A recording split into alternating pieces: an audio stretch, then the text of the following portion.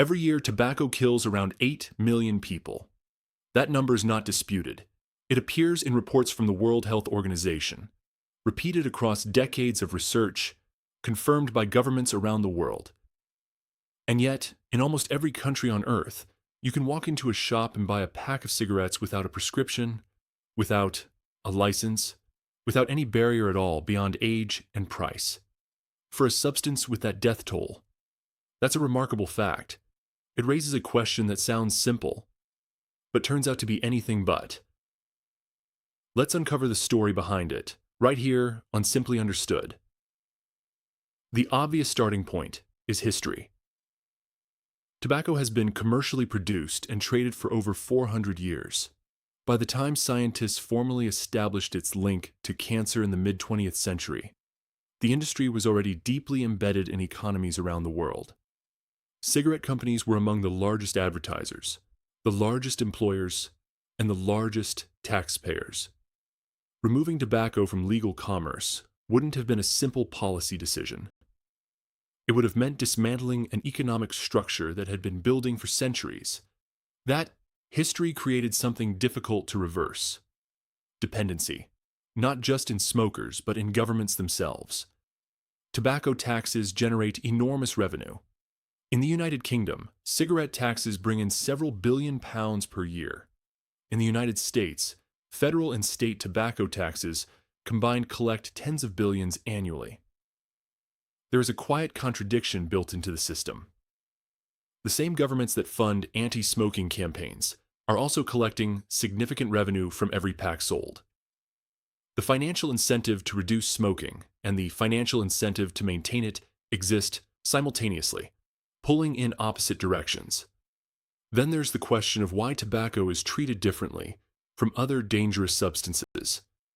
Heroin, cocaine, methamphetamine, all illegal in most countries, all far less deadly in terms of total lives lost annually than tobacco.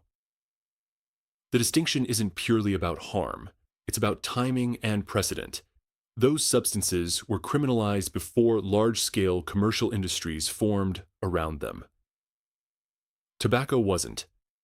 By the time the harm was understood clearly, the industry was too large, too old, and too economically integrated to dismantle without enormous disruption. This is sometimes described as a grandfathering problem. Products that become established before regulations exist tend to be regulated around rather than eliminated. The rules adjust to accommodate them, rather than the other way around. There is also a philosophical dimension that governments have consistently returned to: personal autonomy.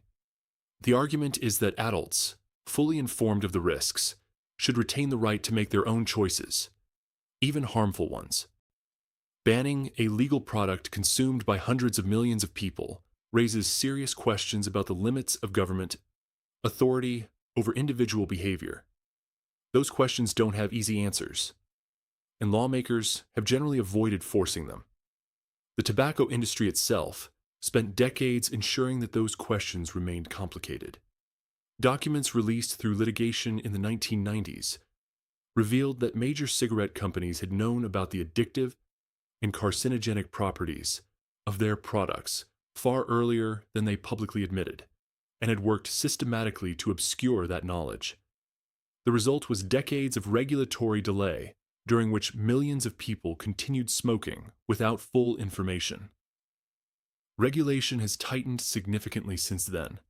Advertising bans, plain packaging laws, indoor smoking restrictions, and rising taxes have all reduced smoking rates in many countries, but outright prohibition has remained off the table almost everywhere.